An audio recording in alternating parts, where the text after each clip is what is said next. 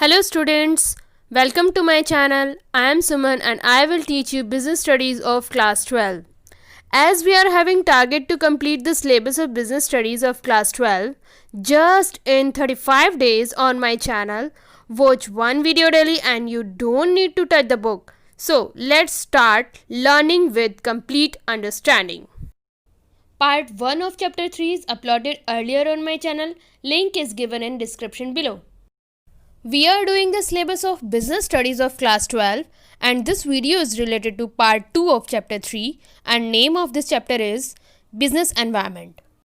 We are going to discuss the topic in this video are economic environment in India, features of economic policy, elements of new economic policy, impact of government policy changes on business and industry, introduction to demonetization, features of demonetization, and impact of demonetization. Let's know about the economic environment in India. Economic environment क्या है ये हम last video में पढ़ चुके हैं. India में economic environment कैसा है अब हम ये पढ़ेंगे. एज पर द इकोनॉमिक प्लानिंग जो गवर्नमेंट हमारे कंट्री में इकोनॉमिक प्लानिंग करती है उसके अकॉर्डिंग उन्होंने इंफ्रास्ट्रक्चर इंडस्ट्री अपने अंडर ली, यानी पब्लिक सेक्टर इंफ्रास्ट्रक्चर इंडस्ट्री को हैंडल करता है और प्राइवेट सेक्टर को कंज्यूमर गुड्स प्रोड्यूस करने की रिस्पॉन्सिबिलिटी दी. इसके साथ साथ गवर्नमेंट ने काफ़ी रिस्ट्रिक्शंस भी लगाए, रूल्स रेगुलेशंस लगाए ताकि वो प्राइवेट सेक्टर की वर्किंग को कंट्रोल कर सके, ताकि वो अपने पावर का मिसयूज़ ना कर सके, कस्टमर का एक्सप्लॉयटेशन करके प्राइस ज़्यादा बढ़ाकर या फिर प्रोडक्ट की क्वालिटी को ख़राब करके ऐसा कुछ ना कर सके. इसके लिए प्राइवेट सेक्टर के लिए गवर्नमेंट ने काफ़ी रूल्स रेगुलेशंस बनाए. इन 1991 में क्या हुआ कि इंडिया ने काफ़ी बहुत ही सीरियस ऐसी प्रॉब्लम को फेस किया जिसकी वजह से काफ़ी ज़्यादा गवर्नमेंट को लॉस हुआ और पूरी कंट्री में क्राइसिस आ गई थी. क्रॉप्स का भी बहुत ज़्यादा लॉस हुआ था. इसी वजह से गवर्नमेंट ऑफ इंडिया ने न्यू इकोनॉमिक पॉलिसी अनाउंस की, जिसको हम न्यू इकोनॉमिक पॉलिसी 1991 के नाम से जानते हैं. उसी के अकॉर्डिंग हम इकोनॉमिक डिफ़िकल्टी को थोड़ा सा ओवरकम कर पाए. And this is the economic environment in. Let's know about the features of economic policy. इसमें हम जानेंगे कि इकोनॉमिक पॉलिसी में ऐसे कौन कौन से फीचर्स थे जिसकी वजह से इंडिया ने थोड़ा सा डेवलपमेंट किया, जो क्राइसिस आ गई थी उसको ओवरकम किया. First point is reduce number of industries to 6. उन्होंने इंडस्ट्रीज़ को कम करके 6 इंडस्ट्री बना दी और लाइसेंस इशू करने का सिस्टम बना दिया कि लाइसेंस जिसको मिलेगा वो ही उस काम को कर सकता है. Number 2 is the role of public sector was limited to 4 industries of strategic importance. Public sector जो है वो सिर्फ 4 इंडस्ट्रीज तक ही रह गया. उन्होंने सारी इंडस्ट्रीज़ को प्राइवेट सेक्टर को दे दिया, 4 इंडस्ट्रीज पब्लिक सेक्टर के अंडर ही रही. Third point, disinvestment was carried out in case of many public sector enterprises. अब बहुत सारी पब्लिक सेक्टर एंटरप्राइजेज खुली हुई थी, उनको सबको ख़त्म कर दिया गया, उसमें से पैसे निकाल लिए गए. डिसइन्वेस्टमेंट का मतलब होता है इन्वेस्ट करना यानी मनी लगाना और डिसइन्वेस्ट का मतलब होता है मनी निकाल लेना. Fourth point is policy towards foreign capital was liberalised. जो फॉरेन कैपिटल है विदेशी पैसे को लेके आने के लिए थोड़ी सी छूट दे दी, लिबरलाइज यानी कि फ्रीडम दे दिया. एंड इन मैनी सेक्टर्स, काफ़ी सेक्टर्स में 100% डायरेक्ट फॉरेन इन्वेस्टमेंट अलाउ कर दिया, फिक्स कर दिया कि ये वो सेक्टर्स है जहाँ पे पूरी की पूरी फॉरेन की इन्वेस्टमेंट लगाई जा सकती है. Fifth point is automatic permission was granted for signing technology agreements with foreign companies. Foreign company के पास जो भी हमारे पास एग्रीमेंट आएगा उसको साइन करने के लिए फटाफट परमिशन दे जाने लगी, यानी कि ऑटोमेटिक, यानी कि उनको कोई भी रिस्ट्रिक्शन नहीं थी. कोई भी फॉरेन कंपनी आ सकती थी टेक्नोलॉजी को इम्प्रूव करने के लिए, उन्हें पूरी परमिशन मिल गई. Sixth point is foreign investment promotion board was set up to promote. एक बोर्ड बनाया गया जिसको हम फॉरेन इन्वेस्टमेंट प्रमोशन बोर्ड के नाम से जानते हैं, उसकी एब्रीविएशन है FIPB. वो बनाया गया ताकि फॉरेन इन्वेस्टमेंट को और भी अच्छे से बढ़ावा दिया जाए इंडिया के. Let's know about the elements of new economic policy. New economic policy के 3 एलिमेंट्स हैं जिनको हम कंपोनेंट्स भी कहते हैं, लिबरलाइजेशन, प्राइवेटाइजेशन एंड ग्लोबलाइजेशन. इसको आगे हम नेक्स्ट स्लाइड में डिटेल में पढ़ते हैं. First component of new economic policy is liberalisation. Liberalisation का मतलब होता है किसी भी चीज़ को फ्रीडम देना. हम इंडस्ट्री की बात कर रहे हैं तो गवर्नमेंट ने पहले रिस्ट्रिक्शंस लगा रखी थी, तो अब इन रिस्ट्रिक्शंस को हटा दिया. गवर्नमेंट ने क्या किया, जो पब्लिक सेक्टर थे, काफ़ी सारे ऐसे पब्लिक सेक्टर्स थे जिनके अंदर प्राइवेट सेक्टर का कोई भी इंटरफेरेंस नहीं हो सकता था, उनमें भी प्राइवेट सेक्टर को परमिशन दे दी गई कि वो भी उसमें अपनी इकोनॉमिक एक्टिविटीज़ के थ्रू पार्ट ले सकते हैं। और प्राइवेट सेक्टर में जो इंडस्ट्रीज़ चल रही थी जिनके ऊपर काफ़ी सारी रिस्ट्रिक्शंस थी, अननेसेसरी कंट्रोल किया हुआ था गवर्नमेंट ने, वो भी हटा दिया। तो इस तरह से लिबर्टी दे के प्राइवेट सेक्टर को ग्रोथ करने में हेल्प करी। लिबरलाइजेशन ने इंडियन इंडस्ट्री में कैसे वर्क किया, हम उसके पॉइंट्स पढ़ेंगे। Number 1 is abolishing licensing requirement in most of the industries except a short list। सबसे पहले उन्होंने ये लाइसेंस की वजह से जो रिस्ट्रिक्शन लगाई हुई थी उसको ख़त्म कर दिया। Second point, freedom in deciding the scale of business activities.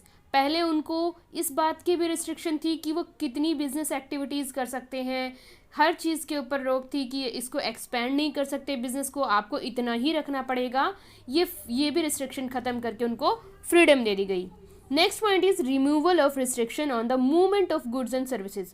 पहले ये भी रिस्ट्रिक्ट था कि आप इसी एरिया के अंदर अपना बिजनेस कर सकते हैं, कहीं और अपने गुड्स और सर्विसेज प्रोवाइड नहीं कर सकते, इस रिस्ट्रिक्शन को भी हटा दिया। Next point is freedom in fixing the prices of goods and services. पहले उनके प्राइस सेट करने पे भी रिस्ट्रिक्शन थी, इसी वजह से वो ज़्यादा अच्छा प्रॉफिट अर्न नहीं कर पाते थे बिजनेसेस, और इसीलिए वो ग्रो भी नहीं कर पाते थे, एक्सटेंड नहीं कर पाते थे अपने बिजनेस को। लेकिन अब प्राइस की जो फिक्सिंग की है वो सारी की सारी फ्रीडम उनको दे दी गई। Next point is reduction in tax rates and lifting of unnecessary controls over the economy. उन्होंने टैक्स जो बहुत ज़्यादा बढ़ाए हुए थे वो भी हटा दिए, और जो अननेसेसरी कंट्रोल कर रखा था कि आपको ये काम करना है, आपके बिजनेस में इंटरफेयर होगा, वो सब कुछ ख़त्म कर दिया। Next point is simplifying procedures for imports and exports. Import export यानी कि एक कंट्री से दूसरी कंट्री से माल या तो लाना या तो बेचना या फिर खरीदना, सेलिंग और बाइंग। तो ये चीज़ जो प्रोसीजर था बहुत लंबा प्रोसीजर था, उसके लिए काफ़ी सारी ड्यूटीज़ पे करनी पड़ती थी, वो सारा लंबा प्रोसीजर शॉर्टन करके सिंप्लीफाई कर दिया गया। Next point is making it easier to attract foreign capital and technology to India. अब नई टेक्नोलॉजी को लाने के लिए फॉरेन कैपिटल यानी फॉरेन इन्वेस्टमेंट को लेने के लिए भी बहुत ईजी प्रोसेस कर दिया और परमिशन दे दी। ये है लिबरलाइजेशन के पॉइंट्स जिनकी वजह से इकोनॉमी में ग्रोथ हुआ। Next point is privatisation. Privatisation क्या है, सारे के सारे सेक्टर्स जो पब्लिक सेक्टर्स हैं, most of the public sectors को प्राइवेट सेक्टर में कन्वर्ट कर देना, यानी कि प्राइवेट पब्लिक उसको खरीद ले और गवर्नमेंट उसको सेल कर दे। कोई भी इंडस्ट्री जैसे रेलवे लाइन है वो गवर्नमेंट कंपनी के अंडर आती है, और अगर उसका प्राइवेटाइजेशन करना होगा तो क्या करेंगे, प्राइवेट पीपल को उसके शेयर को सेल कर सकते हैं, या कोई जो उसको खरीदने के लायक हो। बट रेलवे की बजट इतना ज़्यादा बड़ा है, इतनी बड़ी इंडस्ट्री है, वो एक कोई पर्सन या कुछ पर्सन्स मिलके नहीं खरीद सकते। अदर इंडस्ट्रीज़ हैं जिनको गवर्नमेंट से ने प्राइवेट सेक्टर में कन्वर्ट कर दिया था बहुत पहले ही। The new set of economic reforms aimed at giving greater role on the private sector. बहुत ज़्यादा रोल दे दिया उनको प्राइवेट सेक्टर को कि आपको पूरे नेशन की जितनी भी इंडस्ट्रीज़ है उनको ग्रो करना है तो वो प्राइवेट सेक्टर ही करेगा, और पब्लिक सेक्टर से सारा रोल धीरे धीरे कम कर दिया। The government adopted the policy of disinvestment and transfer of ownership. अपनी ओनरशिप जितनी भी गवर्नमेंट के पास जितनी भी इंडस्ट्रीज़ थी, ज़्यादातर मोस्ट ऑफ द इंडस्ट्रीज़ उन्होंने सारी की सारी उसमें डिसइन्वेस्टमेंट कर दी, और ओनरशिप क्या होती है यानी कि उनके हेड जो थे वो प्राइवेट पीपल को ही बना दिया। टू अचीव प्राइवेटाइजेशन, इसको अचीव कैसे किया, गवर्नमेंट ने रीडिफाइन किया जो ये नई इंडस्ट्रियल पॉलिसी थी 1991, इसको रीडिफाइन करके ये इसमें पॉलिसी अप्लाई की कि पब्लिक जो है ज़्यादा से ज़्यादा सेक्टर्स में डिसइन्वेस्टमेंट करेगी, अपना पैसा निकाल लेगी, और जो लॉस मेकिंग और सिक एंटरप्राइजेज है जिसमें लॉस हो रहा है, ग्रो नहीं कर रही है, प्रॉफिट भी नहीं आ रहा है, और सिक एंटरप्राइजेज यानी कि बिल्कुल चल नहीं पा रही है, ऐसी इंडस्ट्रीज़ को रिकन्स्ट्रक्ट किया। Next point is disinvestment होता क्या है, disinvestment means transfer of ownership, यानी कि कोई एक पर्सन है जो उस कंपनी का या किसी बिजनेस का मालिक है, वो अपना मालिकपन किसी और को दे दे, किसी और को वो सेल कर दे, that is transfer of ownership. तो पब्लिक सेक्टर एंटरप्राइजेस की सारी ओनरशिप को ट्रांसफर कर दिया, सारे इंडस्ट्रीज को प्राइवेट सेक्टर को सेल कर दिया। Next point is if there were dilution of government ownership beyond 51%, it would result in transfer of ownership and management of the enterprise to private sector में जितनी भी इंडस्ट्रीज आती है वो उसके साथ बहुत अच्छे से काम करते हैं। हम कह भी देते हैं कि प्राइवेट सेक्टर में काम करना बहुत मुश्किल है क्योंकि बहुत ज़्यादा वर्क प्रेशर होता है। इसका मतलब क्या है, वहाँ पे बहुत ज़्यादा मेहनत से काम किया जाता है और अच्छे आउटपुट के लिए वर्क किया जाता है। उसका फोकस होता है मिनिमम रिसोर्सेज से मैक्सिमम आउटपुट। लेकिन गवर्नमेंट सेक्टर में इतनी अच्छे से वर्क प्रेशर नहीं होता और इतना अच्छा आउटपुट भी नहीं आता है और इसीलिए गवर्नमेंट जो है ग्रो नहीं कर पाती है उस इंडस्ट्री के अंदर। इसीलिए गवर्नमेंट ने क्या एक रूल निकाल दिया कि पूरा का पूरा पैसा अगर प्राइवेट सेक्टर इन्वेस्ट नहीं कर सकता है तो ये एक रूल हो गया, किसी भी इंडस्ट्री या किसी भी कंपनी में 51% से ज़्यादा शेयर अगर कोई खरीद लेता है, कोई भी प्राइवेट सेक्टर, तो वो कंपनी गवर्नमेंट की ऑनरशिप से प्राइवेट सेक्टर की ऑनरशिप में चली जाएगी। तो ये है पॉइंट्स जो प्राइवेटाइजेशन के बारे में थे कि प्राइवेटाइजेशन क्या होता है और ये कैसे किया गया और पॉलिसी के अंदर क्या क्या rule. Next point is globalisation. Globalisation क्या है, अपनी ही कंट्री के अंदर तक सीमित नहीं रहना, उसके साथ ही रिस्ट्रिक्ट नहीं रहना, डिफरेंट कंट्रीज के साथ डील करना, इंपोर्ट एंड एक्सपोर्ट करना, वो होता है ग्लोबलाइजेशन। यानी कि पूरे ग्लोब के साथ इंटरकनेक्शन रखना। Integration of the various economies of the world, अलग अलग इकॉनमीज हैं वर्ल्ड की, यानी डिफरेंट कंट्री की डिफरेंट इकॉनमी है, उसके साथ इंटरकनेक्शन रखना और उनके साथ ही बाइंग और सेलिंग का बिजनेस भी करना और उनकी इन्वेस्टमेंट को भी एक्सेप्ट करना, फॉरेन डायरेक्ट इन्वेस्टमेंट को एक्सेप्ट करना, उनकी टेक्नोलॉजी को अडॉप्ट करने के लिए फॉरेन कैपिटल को लेके आना। ये सारे पॉइंट्स हैं ग्लोबलाइजेशन से रिलेटेड। अगर ये सारी चीज़ें करते हैं तो कोई भी एक कंट्री अपने बिजनेस को एक्सपैंड दूसरी कंट्री तक लेके जाती है, उसके साथ कनेक्शन जोड़ती है, that is globalisation. Till 1991, the government of India had followed a policy of strictly regulating imports in value and volume terms. पहले क्या था, टिल 1991 गवर्नमेंट ने बहुत ज़्यादा रिस्ट्रिक्शन लगा के रखी हुई थी इंपोर्ट्स के ऊपर, बाहर से अगर कुछ खरीदना है तो बहुत ज़्यादा टर्म्स लगाई हुई थी। These regulations were with respect to licensing of imports, import के लिए लाइसेंस लेना पड़ेगा, टैरिफ की रिस्ट्रिक्शंस है, क्वांटिटेटिव रिस्ट्रिक्शन है, कितना लेके आ रहे हो, कितने गुड्स होंगे, इस बात पे भी रिस्ट्रिक्शंस थी।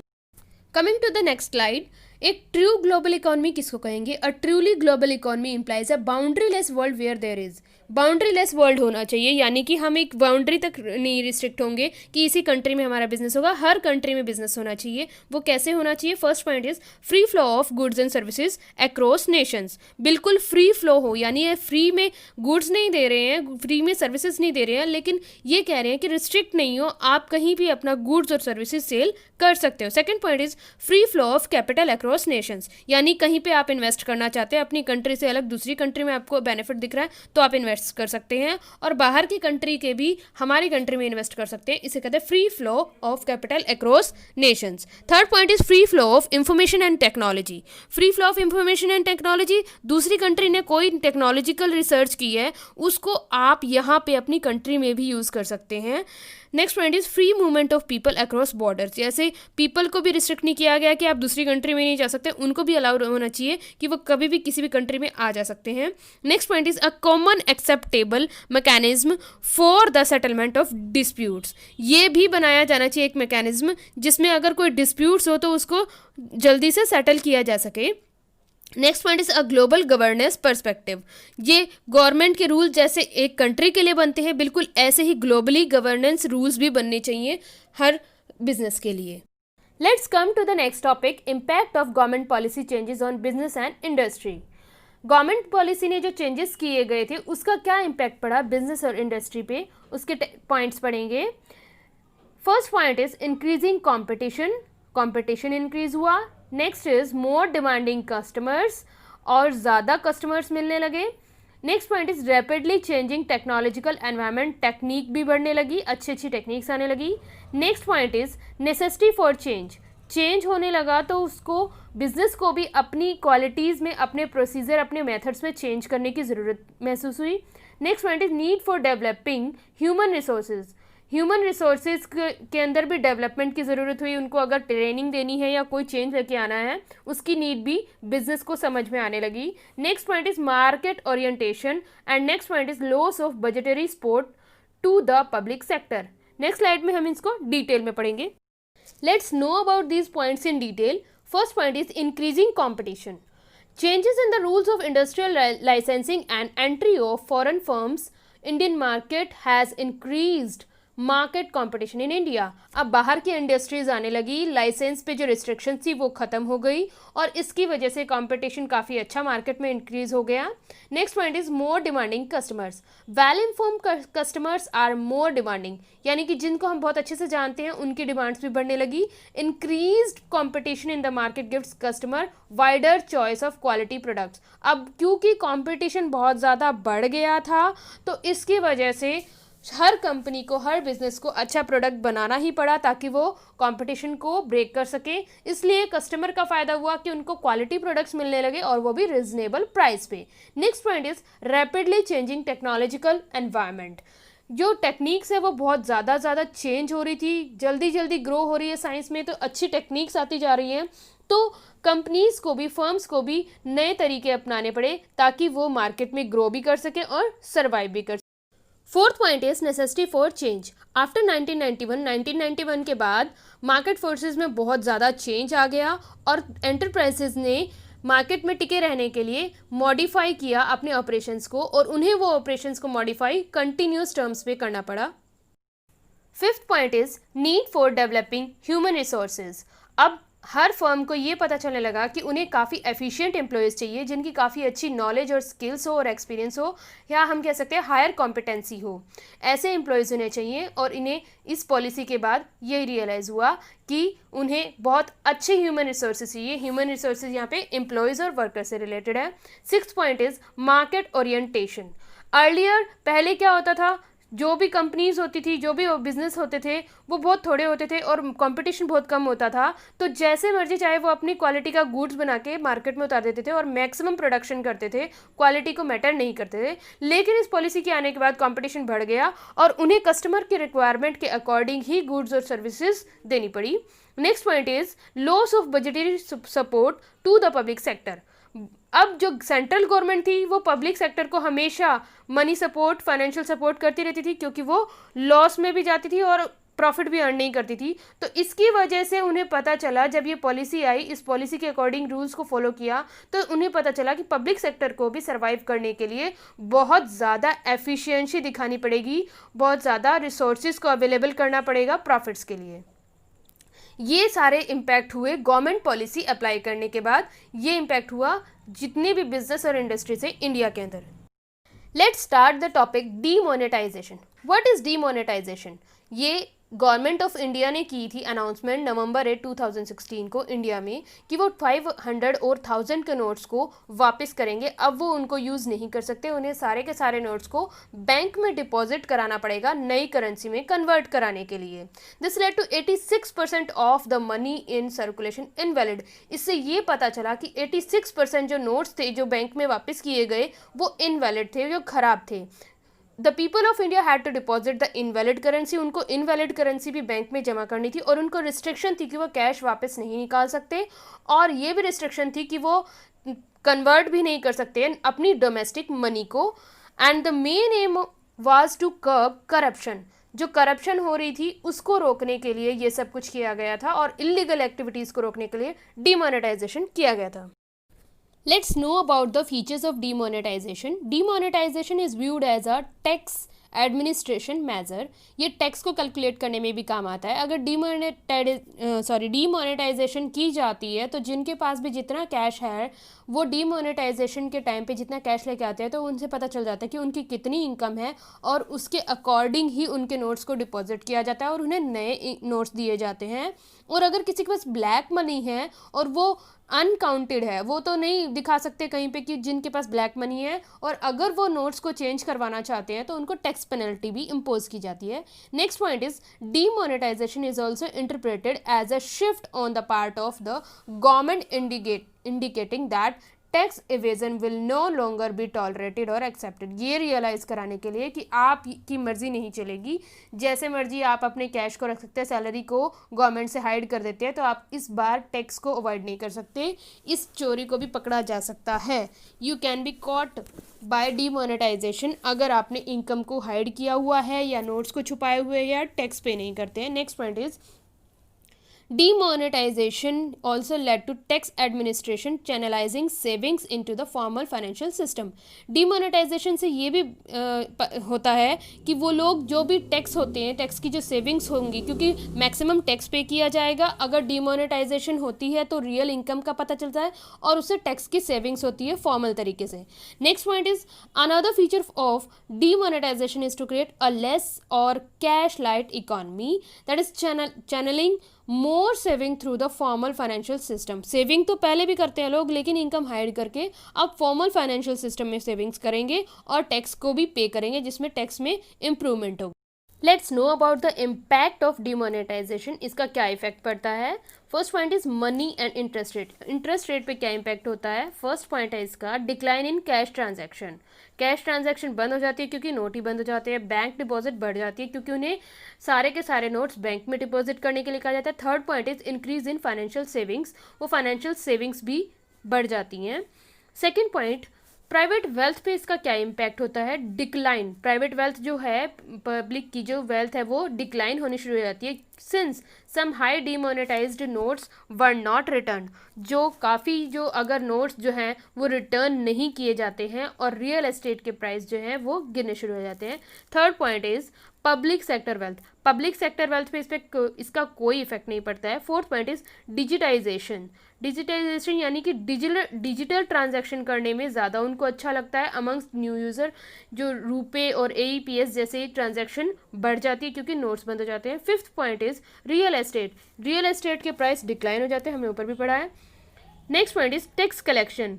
टैक्स की कलेक्शन बढ़ जाती है क्योंकि प्योरली उनकी इनकम पता चल जाती है गवर्नमेंट को, क्योंकि उन्हें नोट्स रिटर्न कन्वर्ट कराने के लिए सारी की सारी अपनी जो कैश मनी है, जो इनकम है, वो बैंक में डिपॉजिट करवानी पड़ती है. तो ये थे इम्पैक्ट ऑफ डिमोनेटाइजेशन और ये चैप्टर 3 अब हमने बिजनेस एनवायरनमेंट का आज कंप्लीट कर लिया है. नेक्स्ट वीडियो में हम पढ़ेंगे नेक्स्ट चैप्टर के बारे में.